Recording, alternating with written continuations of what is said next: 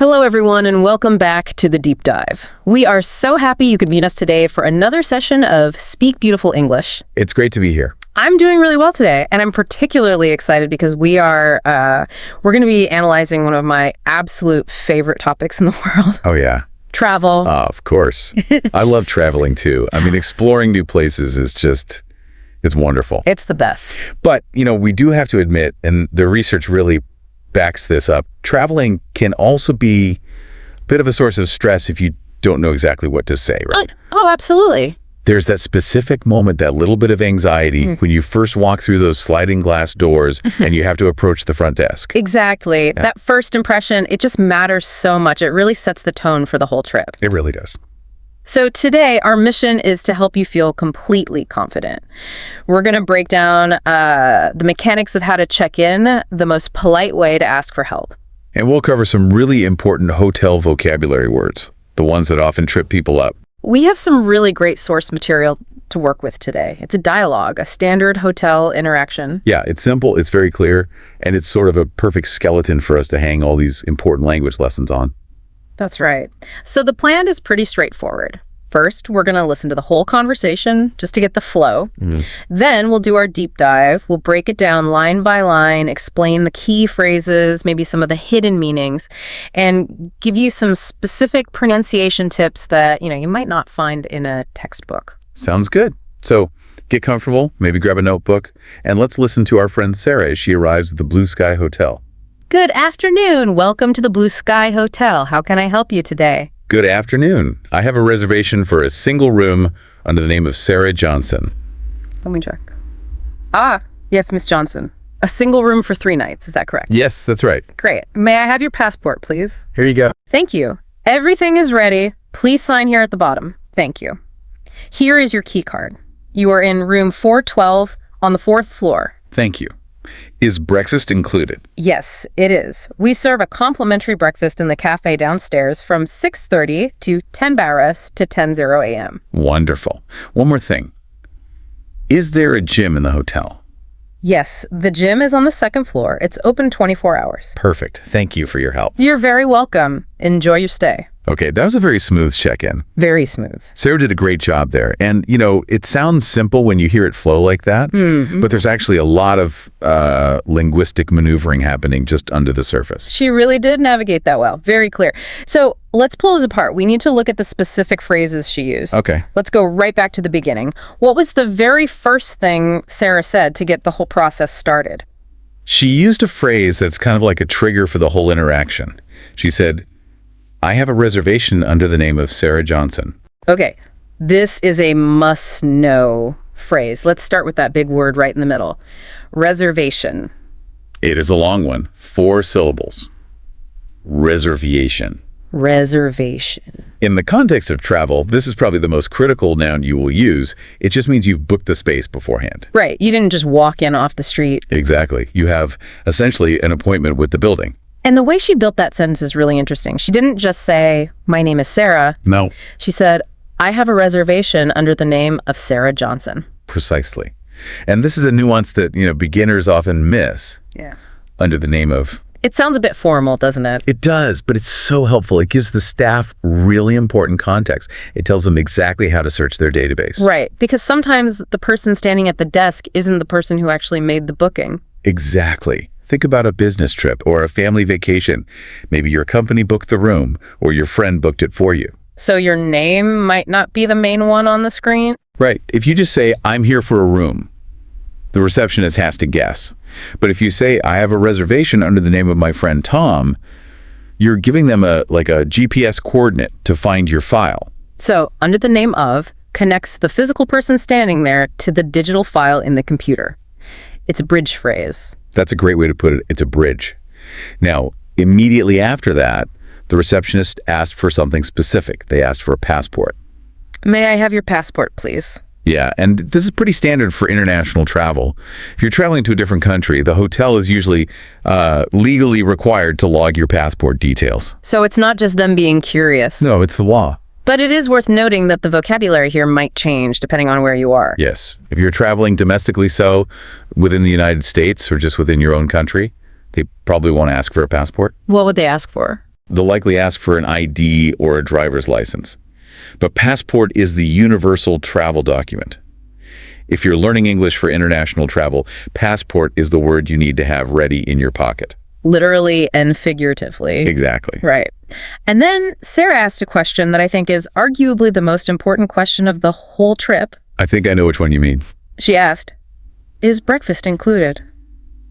I think everyone wants to know about the breakfast. It's the most important meal of the day, right? Especially when you've got a long day of sightseeing ahead. Mm-hmm.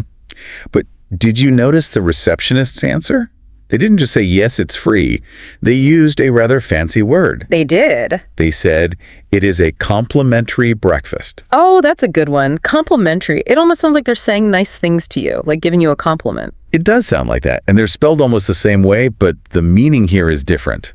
In the hospitality industry, so hotels, airlines, cruises, complimentary is kind of a golden word. So what does it mean in this context exactly? It's just a polite, more formal, and maybe a more elegant way to say free. Okay. If the breakfast is complimentary, you don't have to pay extra money for it. It's already included in the price of the room. I love that word. It sounds so much more professional than just saying it's free stuff. It really elevates the experience, doesn't it? Free can sound a little cheap.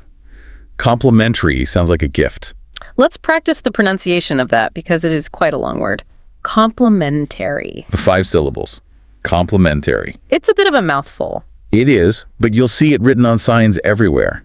You might see complimentary water in your room or complimentary Wi-Fi in the lobby. So if you see that word, it means enjoy it. It won't cost you a penny. Moving on, Sarah also asked another question about the hotel facilities. She said, "Is there a gym?" Yes, and this highlights a great grammatical structure for learners. It's the perfect, polite way to ask about the existence of something. It's not demanding. No, it's just checking availability.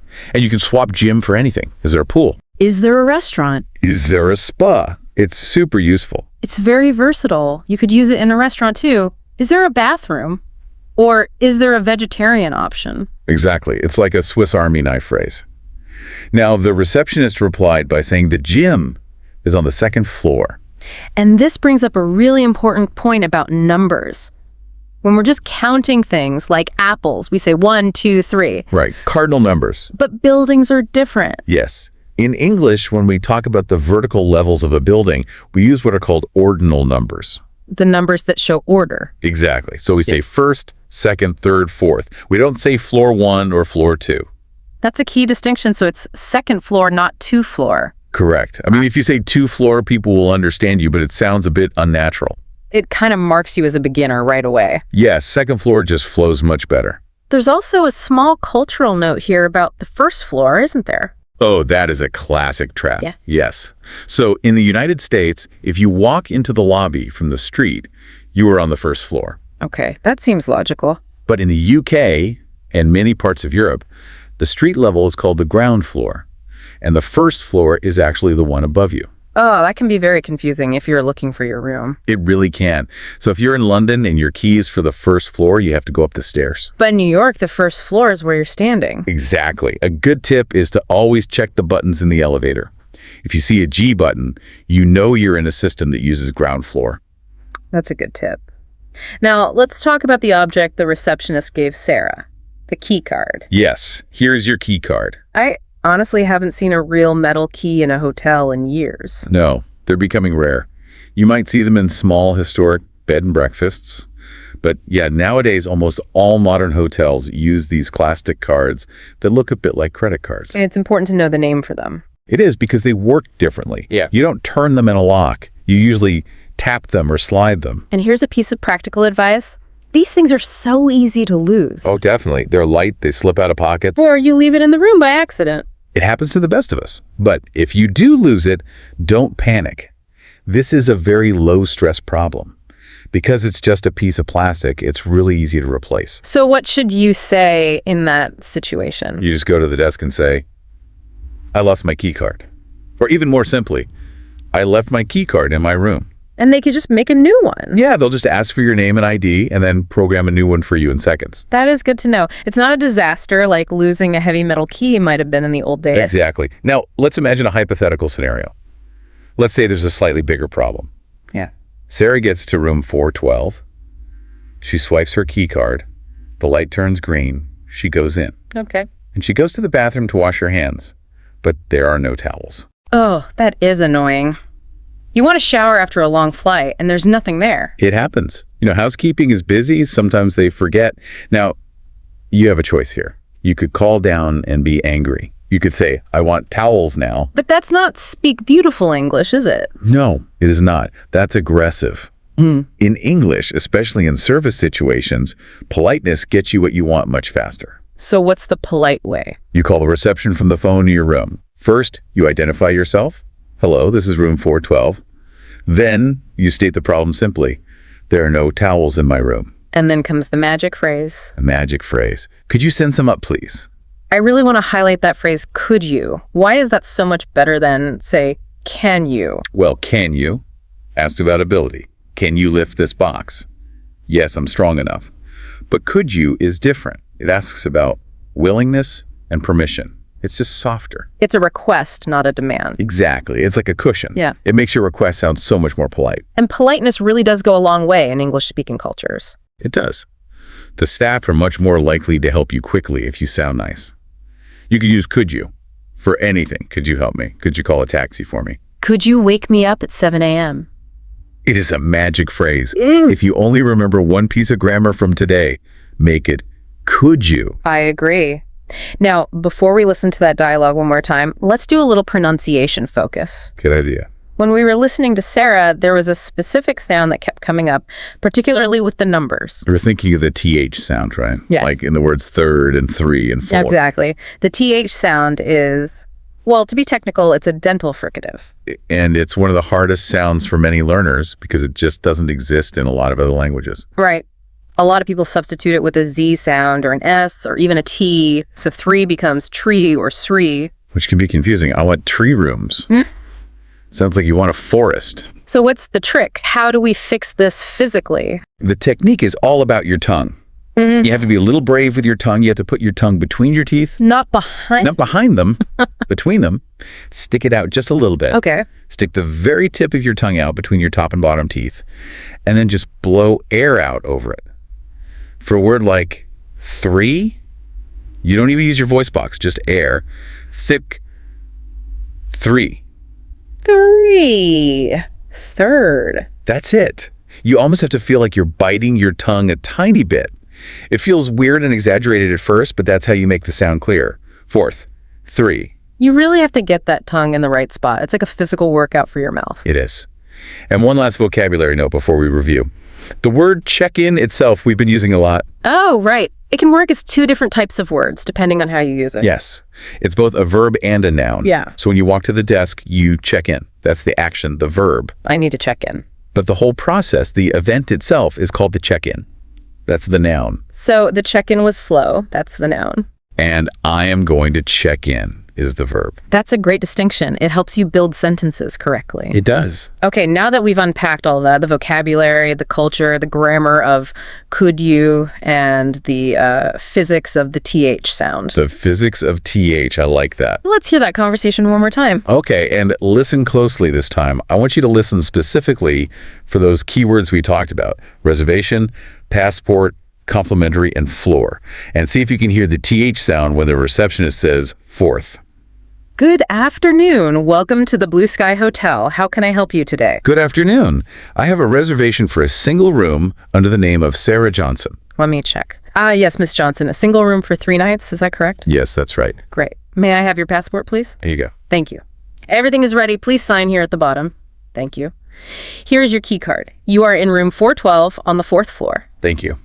Is breakfast included? Yes, it is. We serve a complimentary breakfast in the cafe downstairs from 6:30 to 10:00 a.m. Wonderful. One more thing. Is there a gym in the hotel? Yes, the gym is on the 2nd floor.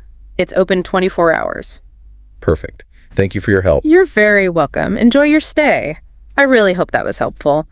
Hearing it a second time after you understand the mechanics usually makes it sound slower and so much clearer. It really helps it stick in your brain. At the end of the day, hotel English is all about being clear and being polite. That's it. If you have those two things, clarity with your nouns and politeness with your verbs, you're going to have a great stay. It really is that simple. And we have a small challenge for you today. We want to hear from you. We want to know a little bit about your travel habits. That's right.